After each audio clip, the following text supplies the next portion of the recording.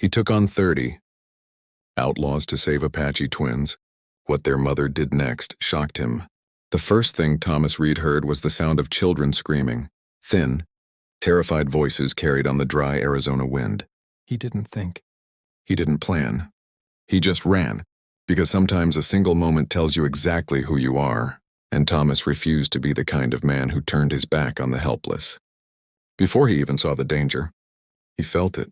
30 horsemen kicking up dust, riders known across the territory as the Red Hill Outlaws, and in front of them 2 small Apache twins no more than 8, trying to drag each other toward a cluster of rocks, desperate to hide.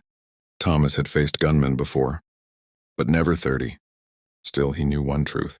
Fear means nothing when a child's life is in front of you. And right here, let me say, before we continue this powerful story, make sure to like, share, and subscribe to channel name Like, where every story reminds us that kindness still matters. The story continues. Thomas slid behind a fallen log and fired the first warning shot. The echo cracked through the canyon like thunder. The outlaws jerked back, confused. Who would stand alone against all of them? They tried to circle him. They tried to flush him out. They tried to scare him into running. But every time a rider edged too close to the twins, Thomas's rifle answered, sharp, controlled, unyielding. He became a wall of defiance, a lone shield, a man who decided that if this was his last day on Earth, it would be spent protecting 2 children who'd never even heard his name. The standoff dragged on until the outlaws realized he wasn't bluffing. And worse, he was a better shot than anyone they had. One by one, they retreated into the red dust, cursing and shouting until all 30 vanished back into the desert. The canyon fell quiet again. Thomas's hands shook, only now realizing what he had just survived. He walked slowly toward the twins, expecting them to run from him. But instead, they rushed forward and grabbed his legs, clinging to him like a lifeline. Their tears soaked through the dust on his coat. And that's when Thomas felt something break open inside him. Something gentle, something he hadn't felt since he was a boy. When he finally escorted them back to their tribe, the camp was tense. Warriors ready to defend, elders whispering in worry. And in the middle of it all stood the twins' mother, Naya, fierce, proud, and trembling with fear. When she saw her children alive, she didn't cry. She didn't speak. She simply walked up to Thomas and fell to her knees. It shocked him so much he stepped back. He had expected anger, accusations, distrust. But instead, she pressed her hand over her heart and whispered in a shaking voice, "You protected my blood, my world, my spirit. For this, you are now family." Thomas didn't understand. Not until an elder stepped forward and explained, "Among their people, the one who saves your children is tied to your family for life, not by law, not by debt, but by honor." It was the highest form of gratitude. In that moment, Thomas realized he hadn't just saved 2 children. He had been given something he'd never had, a place to belong. Weeks passed, and Thomas found himself visiting the camp more often. The twins followed him everywhere, calling him Brother of the Wind. Naya brought him meals, tended to the wounds he hadn't even noticed, and treated him with a kindness so deep it disarmed him. One evening, as the sun bled gold across the horizon, Naya stood beside him and said, "You risked your life for children you did not know. Why?" Thomas swallowed hard. Because he didn't have an answer. Not one he liked admitting. "Because," he whispered, "no one did that for me when I was a child." Naya's expression softened, and for the first time she reached for his hand. "Then let our home be the one that finally does."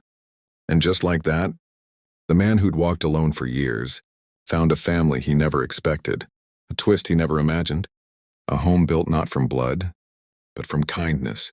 In the end, Thomas learned something that stayed with him forever. Sometimes you save someone's life, and sometimes, without even realizing it, they save yours right back.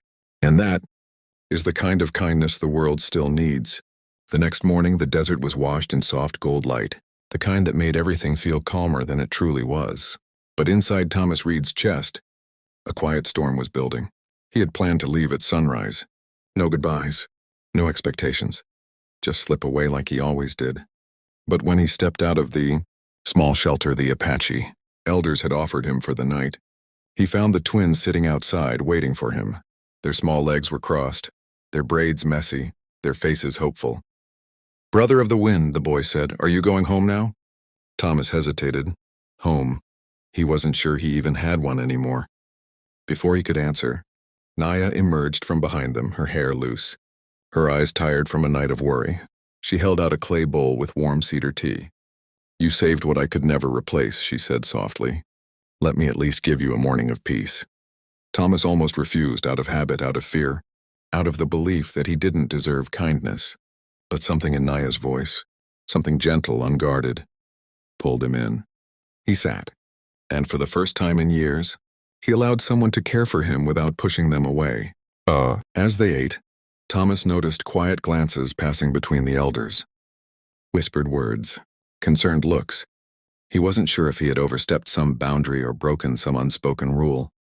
Finally, the tribe's eldest warrior, Greyhawk, approached him. "You fought 30 outlaws alone," Greyhawk said, his voice deep. "Men like that do not forget. They will come back." Thomas nodded. "I know. What will you do?" Greyhawk asked. That was the question Thomas had been avoiding.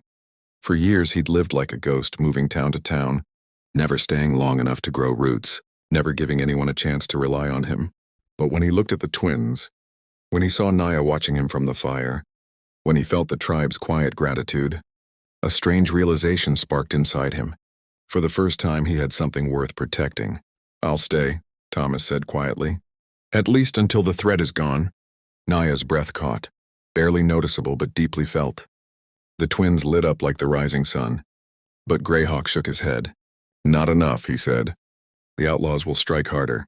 They will strike fast, and they will come for the children first." Thomas felt his jaw tighten. "Then we'll be ready."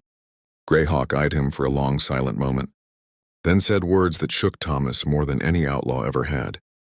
"To protect Apache children, you must understand Apache ways." What followed was unexpected. Greyhawk began training him not just in fighting, but in tracking, in reading wind patterns, in understanding silence as a language of its own. The tribe accepted him cautiously, but little by little he felt the invisible walls drop. He learned that the twins' father had died only months earlier. He learned Naya carried a grief both heavy and hidden. He learned that the Red Hill Outlaws had been terrorizing Apache families for years.